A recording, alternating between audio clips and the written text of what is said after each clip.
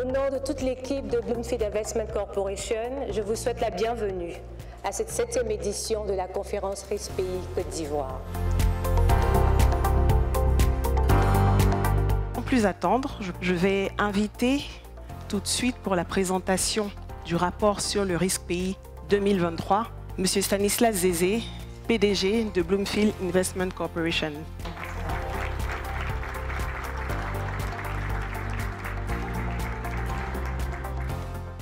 Sur le plan des finances publiques, nous constatons un déficit budgétaire qui est anticipé à 5,2 en 2023, qui part de moins 6,8. À fin septembre 2022, le stock de la dette de la Côte d'Ivoire représente 52% du PIB.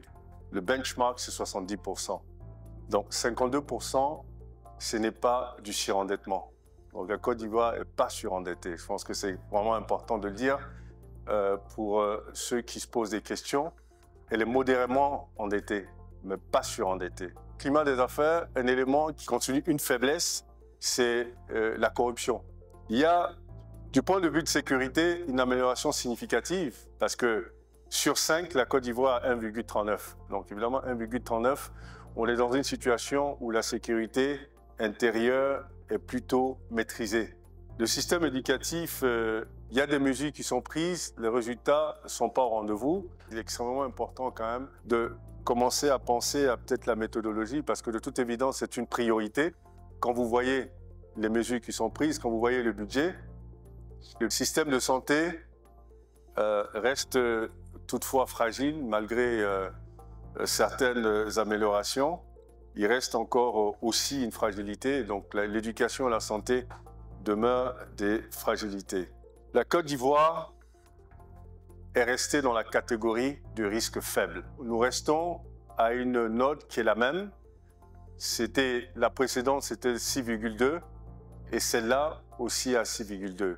Donc, pas de changement sur les derniers 12 mois. Ceci dit, nous restons dans la catégorie du risque faible.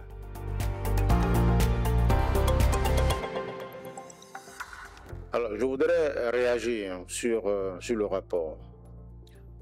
Depuis 2022, vous savez qu'il y a eu quelques difficultés sur l'environnement international. Tout le monde sait que la crise de la Covid, tout le monde sait également que la crise en Ukraine, tout le monde sait également qu'une inflation mondiale a été donc constatée. Tout le monde sait qu'il y a eu également la rupture des approvisionnements de certains produits. Tout ça, ça fait une succession de crises imbriquées qui ont affecté l'économie mondiale. Il faut rappeler que l'année dernière, en 2022, nous avions un taux de croissance de 3,4%.